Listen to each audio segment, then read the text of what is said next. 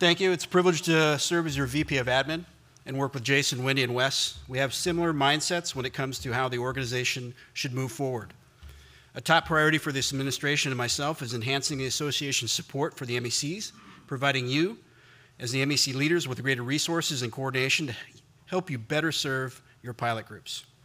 To this end, I'd like to cover ALPA's membership totals, pilot group changes, recent ALPA governing bodies decisions, the PDG activities, professional development group, ITAC, the IT advisory committee updates, the work of the SPSC and SPC, what's happening with pilots for pilots, dates you need to know for the upcoming board of directors. I won't go through all of them. That information should be forthcoming to you, so I'll just kind of review a few primer updates of things you should keep in mind coming up here shortly. And also discussing ALPA's mentoring efforts. So let's get started.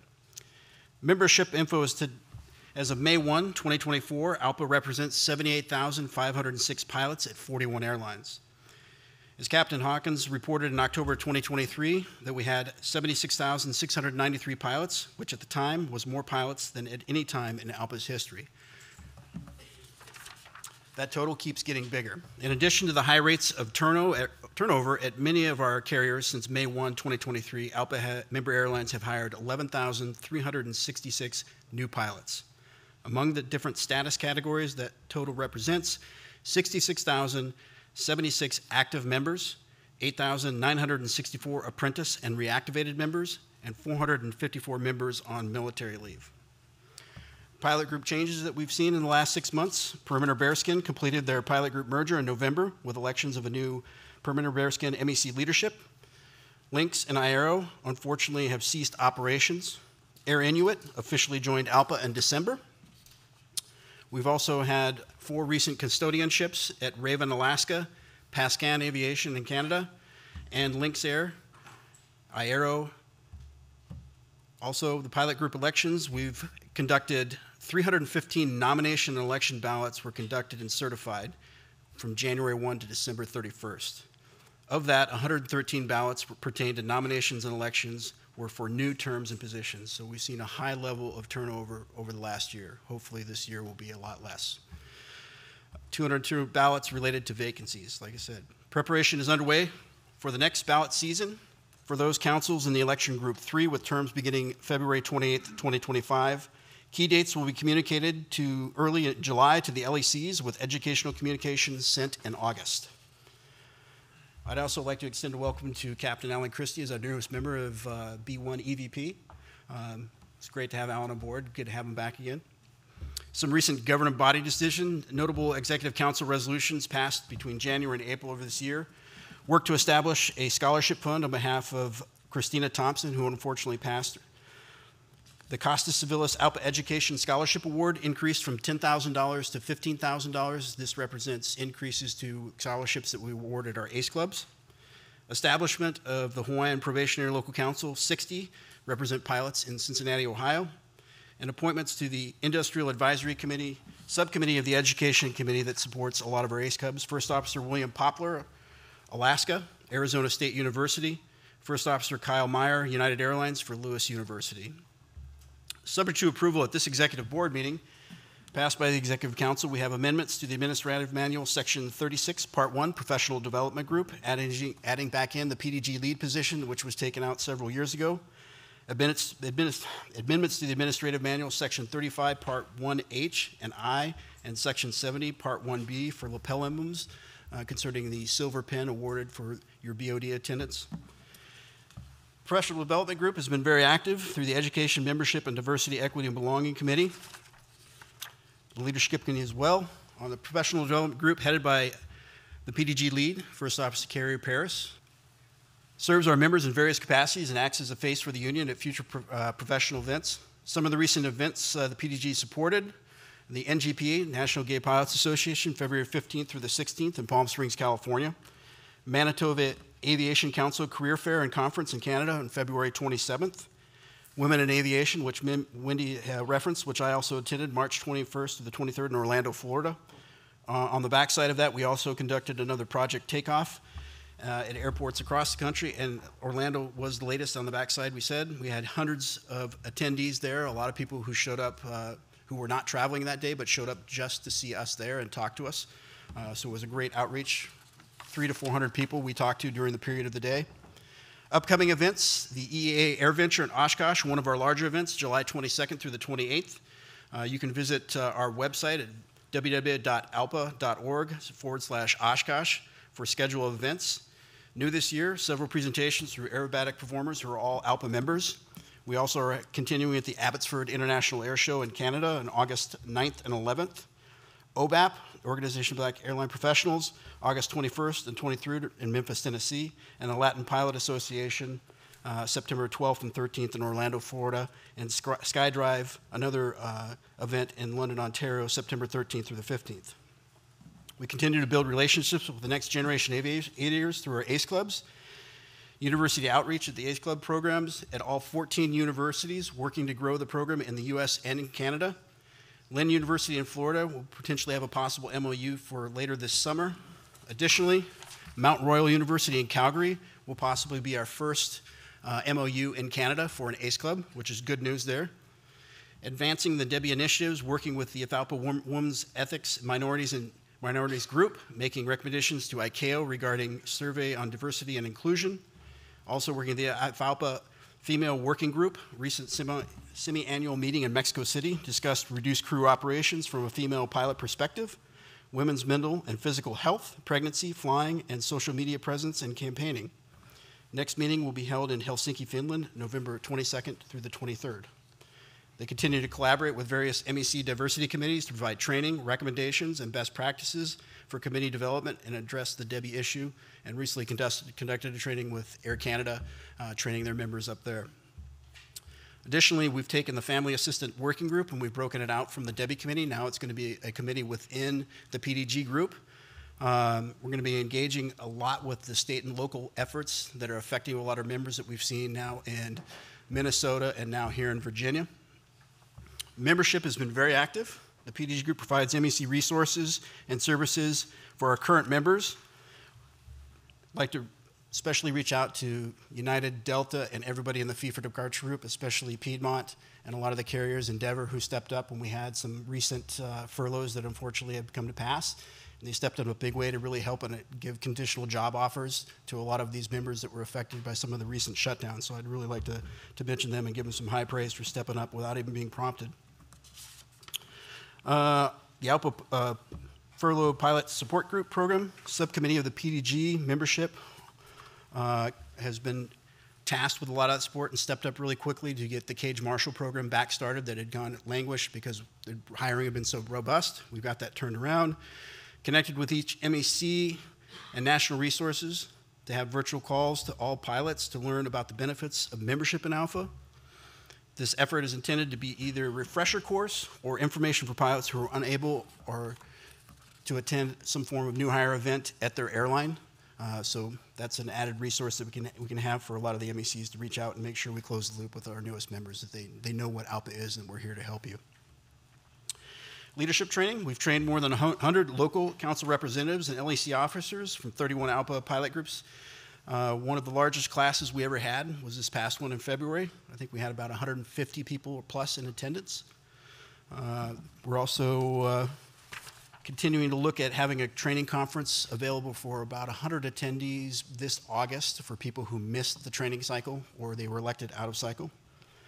I'd like to thank Justin DeHaan, FedEx, Education Chair, Candy Burnsider, Membership Chair, First Officer Mark Lockwood from Delta, Leadership Chair, and First Officer Cami Turrieta from JetBlue from the Debbie Chair for all that they do on behalf of us. Additionally, I'd like to give a report on the ITAC, or IT Advisory Committee. One major lift project we had was updating the dispute tracking system for managing grievances. We sunsetted version 1.0 in June, or this coming June, because it's no longer supported. Version 1.0 was created on a SharePoint 2008 platform.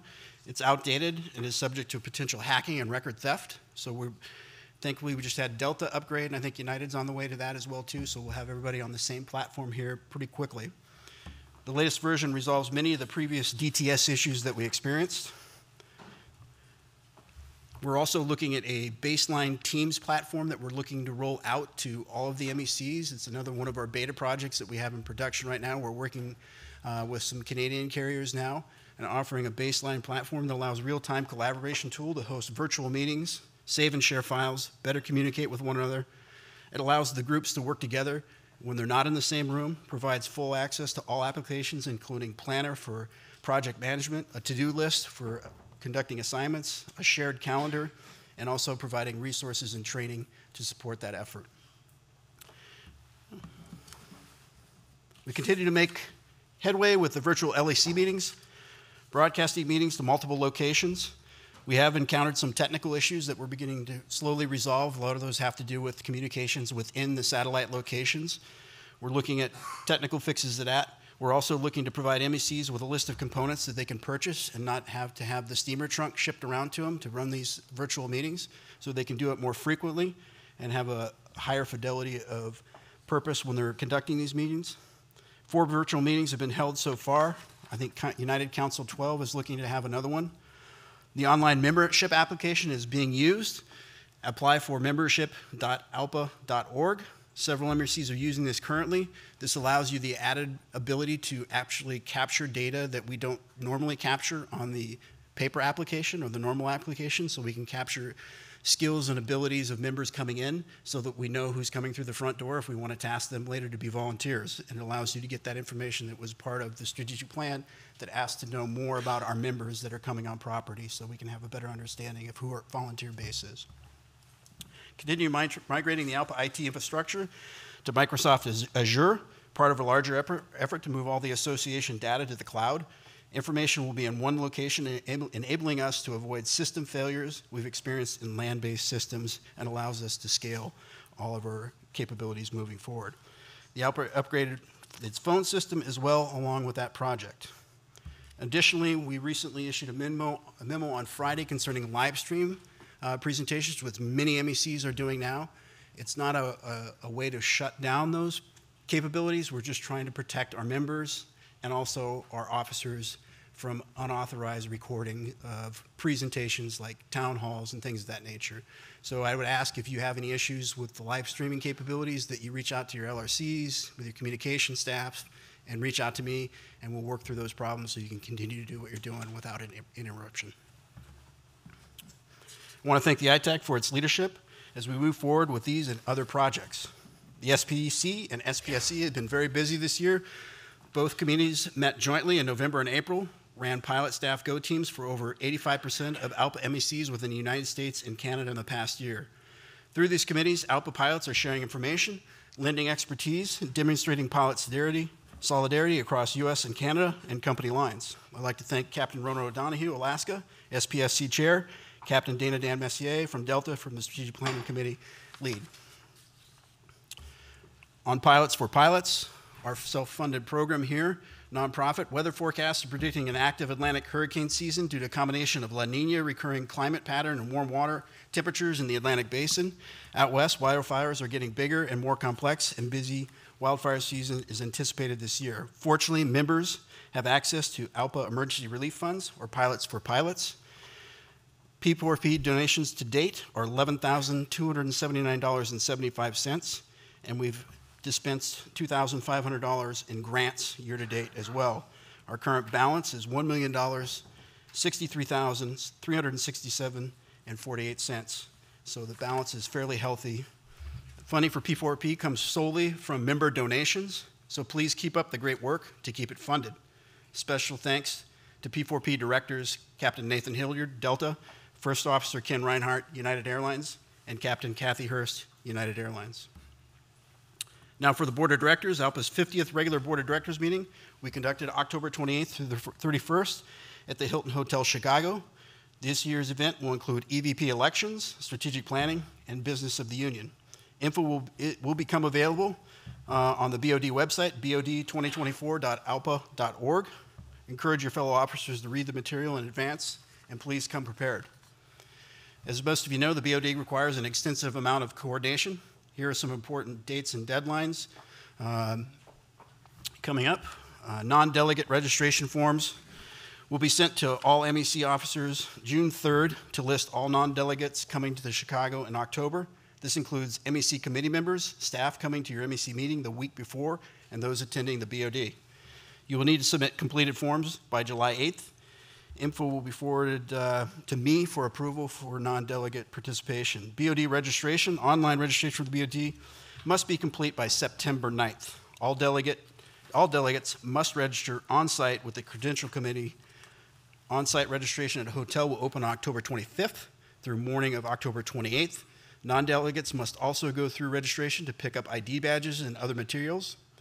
Amy Eno, ALPA's Supervisor of Balloting and Local Council Services, will coordinate times for each MEC to register. Just a couple dates to remember here. September 27th, the official advanced agenda will be posted on the BOD website. October 7th, deadline for receipt of late agenda items.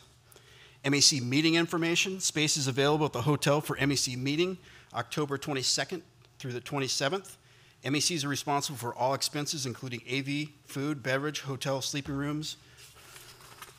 No charges for meeting rooms unless you ask for something ALPA does not have in our block. ALPA policy requires all meeting space to be converted to the BOD committee space by Monday, October 28th. Meeting room and hospitality space requests. A link to a form will be sent on June 3rd. Forms must be submitted by July 8th. Please see Maria Schwartz, Director of Strategic Member Development and Resources, regarding any questions about the BOD meeting logistics. Next thing I'd like to talk about is mentoring. It's a concept that's been talked about greatly here, and it's come into in discussion greatly as we've had so many new people come through our properties, and it's challenged us to train a lot of these new members on what ALPA is and what it does for them. So we developed a beta mentoring platform. This includes a LMS module, kind of developing a ALPA 101, utilizing the Cooper app and leveraging current assets we have in Rio Magnet to present a total package for all MECs to utilize in their mentoring program. More than 11,000 pilots are hired in the last year. The unprecedented pilot movement across our system presents tremendous opportunity to educate our members about ALPA and the benefits of belonging to a union.